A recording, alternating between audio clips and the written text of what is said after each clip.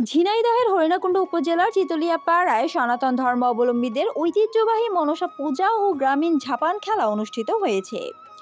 বাংলার হাজার বছরের লোকসংস্কৃতি ও ঐতিহ্যের এই আয়োজনকে কেন্দ্র করে স্থানীয় এলাকায় উৎসবমুখর পরিবেশের সৃষ্টি হয়। স্থানীয় সনাতন ধর্মাবলম্বী সম্প্রদায়ের উদ্যোগে 2 দিন ব্যাপী এই পূজার আয়োজন করা হয়। দেবী মনসার আরাধনার পাশাপাশি এই উৎসবের প্রধান আকর্ষণ ছিল সাপুড়ে ও ওঝাদের পরিবেশনায় রোমাঞ্চকর ঝাপান খেলা।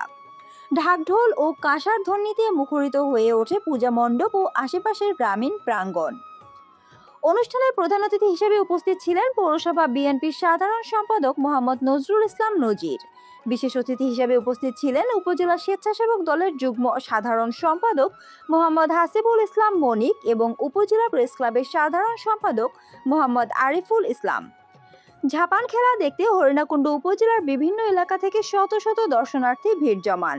ওঝারা বিভিন্ন বিষধর সাপ হাতে নিয়ে নানা কসরত প্রদর্শন করে দর্শকদের মুগ্ধ করেন। সাপের ফোঁস শব্দ আর ওঝাদের মুখে মনসা দেবীর বন্দনা গীতি গ্রামীণ জনপদে ফিরিয়ে আনে আবহমান বাংলার প্রাচীন সংস্কৃতি। আয়োজক কমিটির পক্ষ থেকে জানানো হয়, গ্রামীণ এই ঐতিহ্য বাঁচিয়ে রাখতে এবং আগামী প্রজন্মের কাছে লোকসংস্কৃতিকে পরিচয় করিয়ে দিতেই প্রতি বছর এই উৎসবের আয়োজন করা হয়।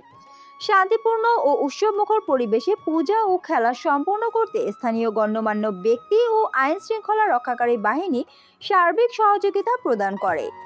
ভক্তিমূলক নানা আচার অনুষ্ঠান, গ্রামীণ মেলা ও ঝাপান খেলার মধ্য দিয়ে চিতলিয়া পাড়ার এই আয়োজন গ্রামীণ সম্প্রীতি ও সংস্কৃতির এক সুন্দর মিলন মেলায় পরিণত হয়।